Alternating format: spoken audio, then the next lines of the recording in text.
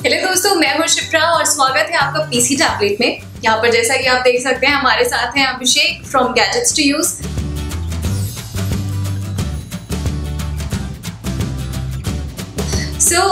अभिषेक सिंस यहाँ पर है तो आज हम कुछ एक डिफरेंट टॉपिक के बारे में बात करेंगे जो कि हो सकता है आप लोगों के दिमाग में कभी आया हो या फिर ये भी हो सकता है कि आपने कभी इस टॉपिक के बारे में इस तरीके से ना सोचा हो। सो डेफिनेटली अभिषेक यहाँ पर है तो इनके भी व्यूज हम जानना चाहेंगे। तो टॉपिक ये है कि एक स्मार्टफोन जो कि इंडिया में डिफरेंट हार्डवेयर के साथ लॉन्च होता है और वही सेम फोन यूरोपियन या फिर यूएस कंट्रीज में डिफरेंट हार्डवेयर के साथ लॉन्च होता है। तो ऐसा क्यों हो रहा है, क्या पॉसिबल रीजंस है?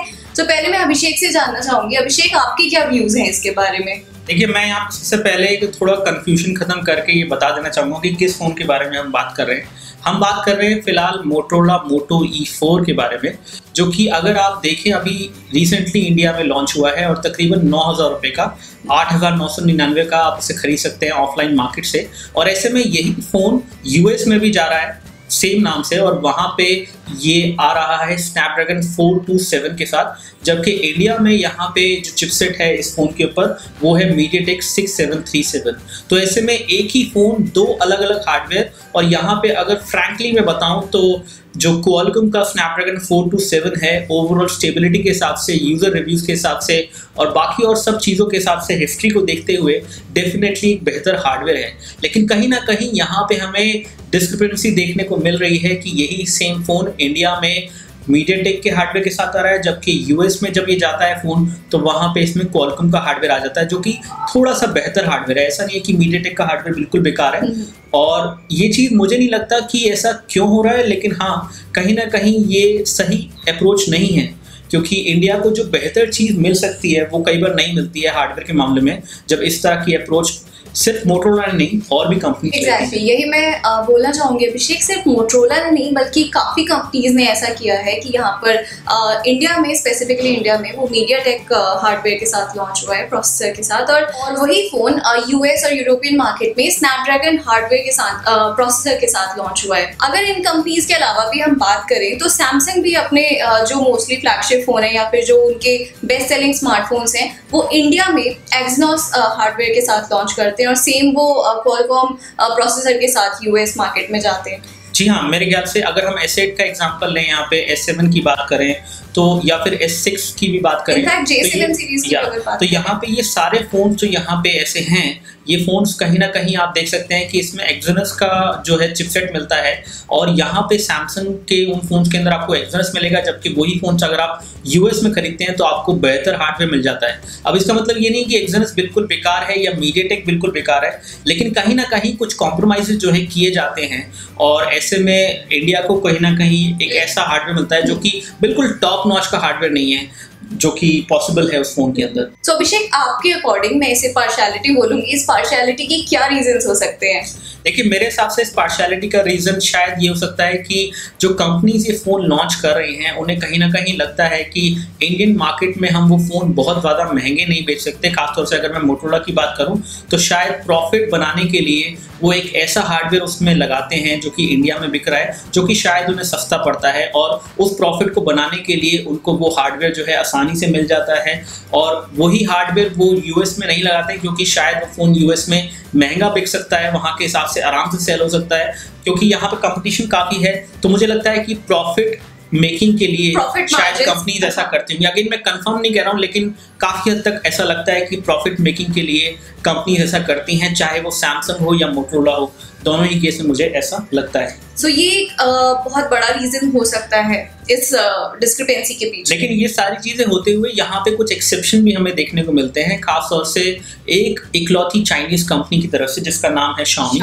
और Xiaomi के फ़ोन्स हम सभी जानते हैं कि यहाँ पे Xiaomi के फ़ोन जो भी इंडिया में लॉन्च होते हैं ज़्यादातर phones value for money phone होते हैं। और ऐसे में 10,000 या 10 से 15,000 के अंदर Xiaomi के फ़ोन्स मार्केट में टॉप फोन्स रहते हैं चॉइसेस के मामले में। तो वहाँ पे अगर आप देखेंगे उन फोन्स को, अगर आप चाइना में जाके देखेंगे तो उन फोन्स के अंदर आपको चाइना में मीडियाटेक का हार्डवेयर मिलेगा, जबकि जब वो फोन यहाँ इंडिया में लॉन्च होते हैं तो उसमें आपको क्वालकॉम का हार्डवेयर जो है मिलता है, जो कि थोड़ा सा बेहतर हार्डवेयर है ओवरऑल एक्सपीरियंस के हिसाब से, रिव्यूज के हिसाब से अगर आप देखें तो यहाँ पे Xiaomi एक डिफरेंट तरह की कंपनी है। लेकिन हाँ, Xiaomi की अगर हम बात करें तो Xiaomi की स्ट्रैटेजी बिल्कुल अलग है।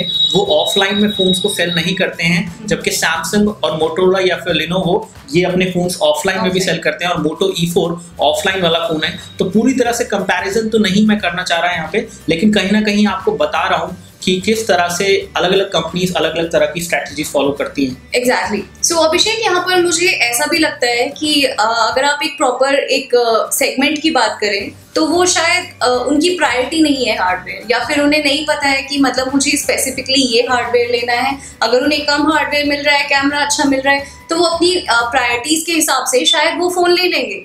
आई थिंक मुझे यहाँ पे अगर मैं बात करूँ, आपकी बात को अगर मैं सपोर्ट करूँ या समझूँ एक तरह से, तो मैं कह सकता हूँ कि मोटोरोला से जब हम इस तरह की बातें करते हैं, हर बार जब मैं बात करता हूँ तो कहीं ना कहीं एक रिस्पॉन्स ये आता है कि हम लोग यूज़र एक्सपीरियंस पर फोकस कर रहे हैं। तो कहीं ना कहीं उन्हें ऐसा लगता है कि 10,000 रुपये तक के फ़ोन के अंदर अगर कोई कंज्यूमर वो फ़ोन लेना चाहते हैं तो वो एक यूज़र एक्सपीरियंस जो है एक्सपीरियंस करना चाहते हैं। और वो ऐसे लोग हो सकते हैं जो आपके पेरेंट्स हैं, जो आपके रिलेटिव्स हैं, जो यंगस्टर्स नहीं हैं। डेफिनेटली यंगस्टर्स यहाँ पे ऐसा फ़ोन लेना चाहेंगे जिसमें उन्हें पावर परफॉर्मेंस मिले, जिसमें वो गेमिंग कर पाएँ।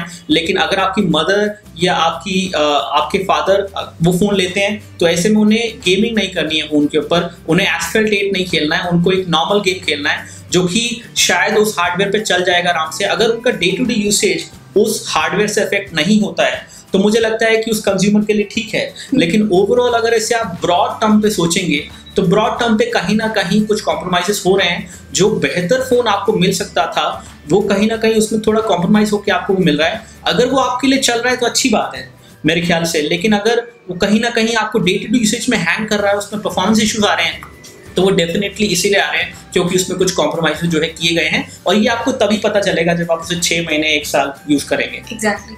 अभिषेक, मुझे ये भी लगता है कि यहाँ पर लोगों को अवेयर होने की ज़रूरत है कि उन्हें क्या चाहिए। जब तक कि लोग इस बारे में बात नहीं करेंगे, अपने जो प्रायोरिटीज़ है सेट नहीं करेंगे, कंपनीज मुझे लगता नहीं है कि ध्यान देंगे इस बात पे। वो ये पार्शियलिटी जो है ये कंटिन्यू करते रहेंगे मेरे हिसाब से। मेरे हिसाब से एक बिल्कुल सही आपने ये बात कही है, क्योंकि अगर हम बात करें एक पेन पॉइंट के बारे में जो कि पिछले कुछ सालों में रहा है, वो है बैटरी से रिलेटेड। तो सभी लोग अपने स्मार्टफोन की बैटरी से खुश नहीं है। ज़्यादातर लोग, मैं कह सकता हूँ 10 में से 8 लोग अपने स्मार्टफोन की बैटरी से खुश नहीं है।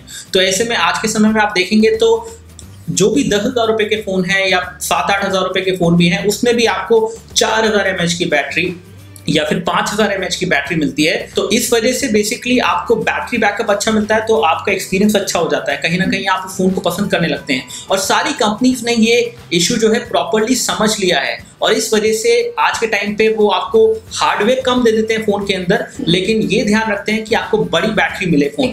चाहे बड़ी बैटरी मिले फ़ोन के अंदर, चाहे वो Moto E4 हो या कोई और फ़ोन हो, तो सभी कंपनीज ये ट्राई करती हैं। तो आई होप कि अगर हम इस बारे में और बात करेंगे, इशू को रेज करेंगे, सोशल मीडिया पे लिखेंगे, कंपनी से पूछेंगे, तो शायद ये सिचुएशन बेहतर हो सकती है कि हमें हार्डवेयर में भी कॉम्प्रोमाइज़ ना करना पड़े। एग्जैक्टली। अभिषेक, मैं बिल्कुल अग्री करती हूँ आपकी बात से, बिकॉज बैटरी जो कि जैसा कि आपने कहा एक बहुत ही बड़ा पेन पॉइंट रहा है, और इसको कंपनीज ने समझा है क्योंकि इसको आप लोगों ने रेज किया है। लोगों ने बताया है कि बैटरी उनका एक पेन पॉइंट रहा है। इस वजह से कुछ battery centric, specifically battery centric smartphones भी कंपनी ने लॉन्च किए हैं। सो मेरे ख्याल से अभिषेक, लोगों को इस बारे में अवेयर होना पड़ेगा कि हार्डवेयर कहीं ना कहीं मैटर करता है। अगर खासतौर से लॉन्ग टर्म में तो डेफिनेटली मैटर करता है। अगर आपको शुरू में उतना फर्क महसूस नहीं होता है, समय के साथ आपको पता चल जाता है। तो आप लोगों को इस बारे में क्या लगता है, मुझे कमेंट सेक्शन में बताइए। हम लोग अपनी अगले वीडियो में उस इश्यूज को या फिर आपके ओपिनियंस को एड्रेस करने की कोशिश करेंगे। और अभिषेक के चैनल को सब्सक्राइब कीजिए, लिंक डिस्क्रिप्शन बिलो में है। और अगर आपको ये वीडियो अच्छा लगा है और इन्फॉर्मेटिव लगा है तो इसे लाइक एंड शेयर करना बिल्कुल मत भूलिएगा, क्योंकि हो सकता है कुछ लोग जो अभी तक इस टॉपिक के बारे में नहीं जानते हैं, ये उन लोगों को जरूर इन्फॉर्मेटिव लगेगा। सो आप शेयर करना बिल्कुल मत भूलिएगा। सब्सक्राइब करिए पीसी टैबलेट को, और मैं और अभिषेक मिलेंगे आपसे अगली वीडियो में। तब तक के लिए जय हिंद, वंदे मातरम, बाय बाय।